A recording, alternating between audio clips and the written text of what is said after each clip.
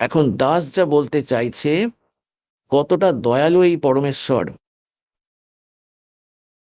আপনাদের কাছে কোথাও কোথাও বার্তা পাঠিয়েছেন। পরমেশ্বর 600 বছর আগে বলেছিলেন,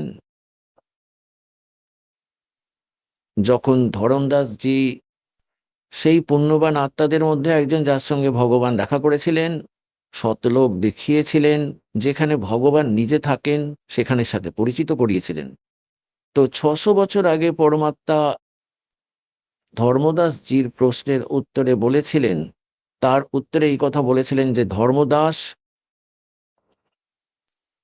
যখন কলিযুগের 5500 বছর কেটে যাবে,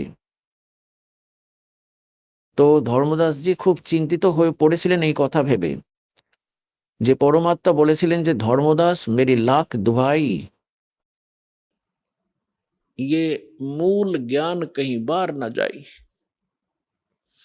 और मूल ज्ञान बाहर जो पढ़ी, ये बिचली पीढ़ी हंसनी तरही, और मूल ज्ञान तब तक छुपाई जब तक ये द्वादश पंथ ना मिट जाए।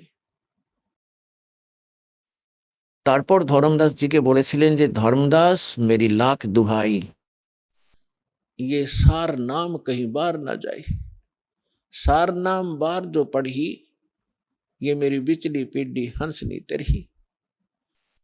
তো পুণ্য আত্মারা, যখন আপনারা পরমাত্মার সাথে ছিলেন, ওই 64 লাখ তো আগে আসবে, তারপর অন্যান্য ধার্মিক আত্মারা, পুণ্য আত্মারা আপনার ঘরে যারা আসবে, আপনাদের সন্তান রূপে, আপনাদের কোনো নাতি রূপে, নাতি বা নাতনি রূপে, তারা আলাদাভাবে আসবে।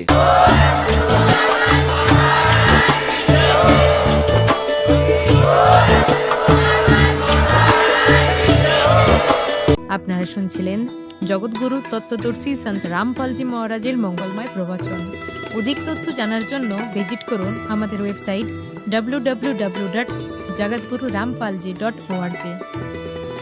সন্ত রামপালজি মহারাজের শুভাশীর্বাদে সম্পূর্ণ বিশ্বে 500-এরও অধিক নাম দীক্ষা কেন্দ্র আছে, যেখানে সন্ত রামপালজি মহারাজের দ্বারা অনলাইনে সম্পূর্ণ বিনামূল্যে নাম দীক্ষা দেওয়া হচ্ছে। আপনার নিকটবর্তী নাম দীক্ষা কেন্দ্রের ঠিকানা জানার জন্য যোগাযোগ করুন 918882914911।